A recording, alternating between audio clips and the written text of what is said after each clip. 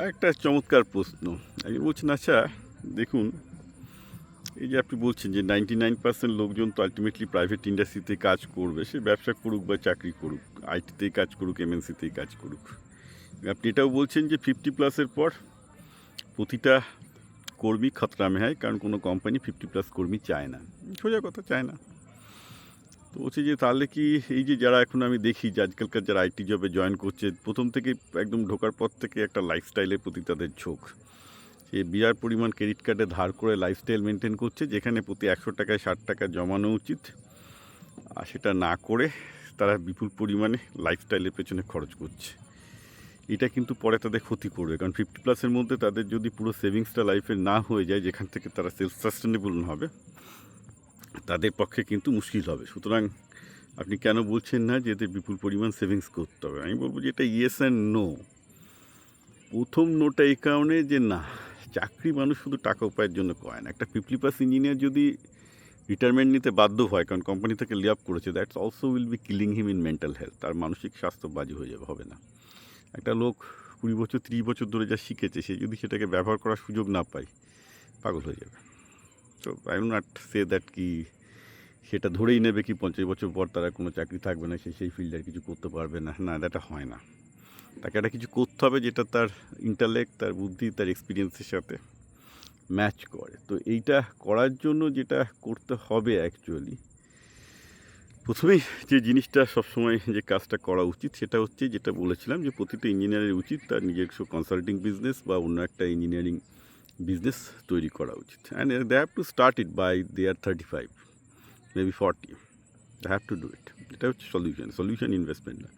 Investment একটা সবাইকেই করতে হবে, কারণ কি সে যদি ব্যবসা করতে চায় সেক্ষেত্রে ইনভেস্টমেন্টে হেল্প করবে। অ্যাটলিস্ট 3 বছর তার বাপার থাকা দরকার, কিন্তু তাকে রেস্ট অফ দ্য লাইফের জন্য বাফার তৈরি করতে হবে এটা আমি মনে করি না। হ্যাঁ, 2-3-5 বছরের জন্য বাফার তৈরি করে রাখবে, কারণ তাকে ইঞ্জিনিয়ারিং বিজনেস, ইঞ্জিনিয়ারিং কনসাল্টিংয়ে দাঁড়াতে গেলে তার একটা বড় সেভিংস, একটা বড় ইনভেস্টমেন্ট কাজে আসবে। বাট আমি এটা বলবো না কি একটা ইঞ্জিনিয়ারকে বাই 50, যেহেতু তার আর 50+ কোনো চাকরি নেবে না, তার জন্য তাকে ওয়েট করতে হবে, তার জন্য তাকে রিটায়ারমেন্টের জন্য ওয়েট করতে হবে না। That is not true, that is not advisable either.